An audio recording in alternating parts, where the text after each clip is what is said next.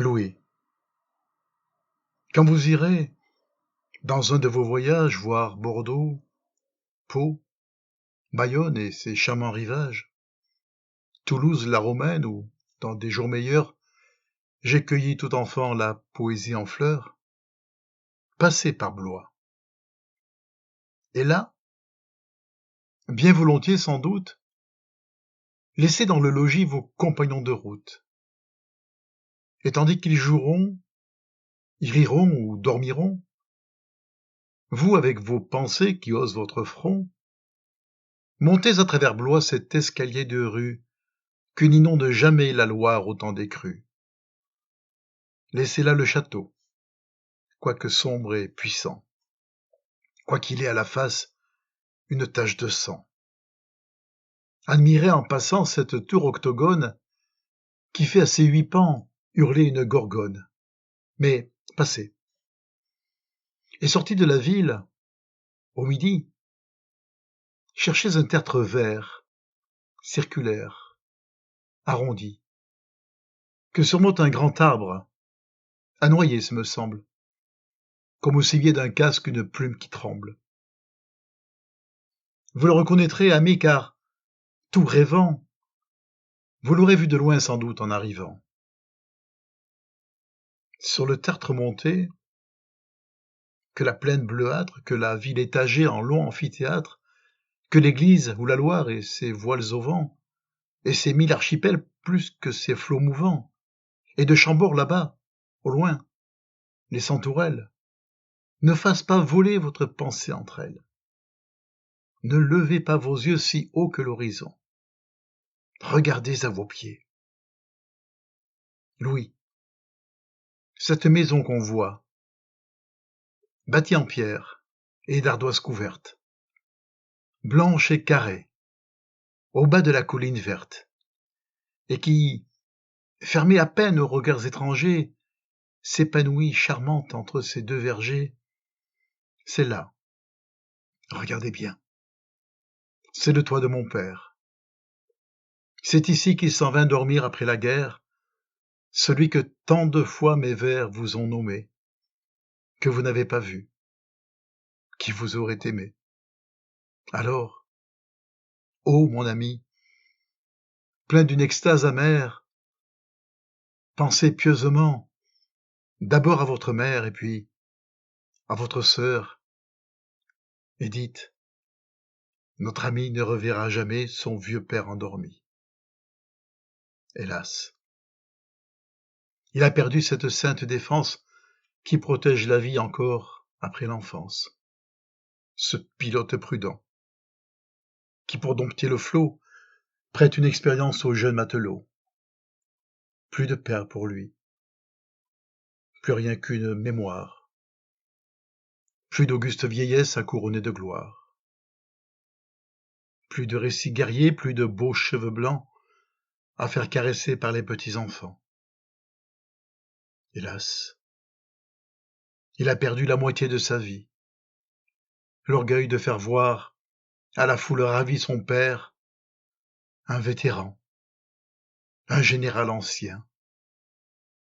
Ce foyer où l'on n'est plus à l'aise qu'au sien, et le seuil paternel qui tressaille de joie quand du fils qui revient, le chien fidèle aboie. Le grand arbre est tombé.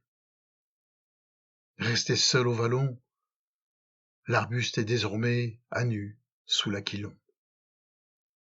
Quand l'aïeul disparaît du sein de la famille, tout le groupe orphelin, mère, enfant, jeune fille, se rallie inquiet autour du père seul, que ne dépasse plus le front blanc de l'aïeul.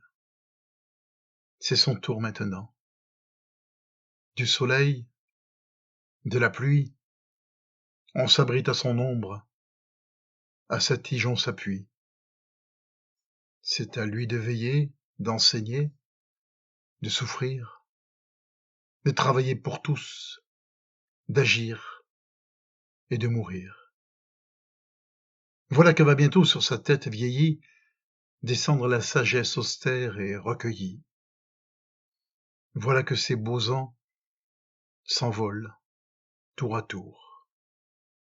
apportant l'un sa joie et l'autre son amour, ses songes de grandeur et de gloire ingénue, et que, pour travailler, son âme reste nue, laissant là l'espérance et les rêves dorés, ainsi que la glaneuse alors que, dans les prés, elle marche, d'épis en plissant sa corbeille, quitte son vêtement de fête de la veille. Mais, le soir, la glaneuse aux branches d'un buisson reprendra ses atours, et chantant sa chanson, s'en reviendra parée, et belle, et consolée. Tandis que cette vie, âpre et morne vallée, n'a point de buisson vert où l'on retrouve un jour l'espoir, l'illusion, l'innocence et l'amour. Il continuera donc sa tâche commencée, tandis que sa famille autour de lui, pressée, sur son front, où des ans s'imprimera le cours, verra tomber sans cesse et s'amasser toujours, comme les feuilles d'arbre au vent de la tempête, cette neige des jours qui blanchit notre tête. Ainsi, du vétéran par la guerre épargné,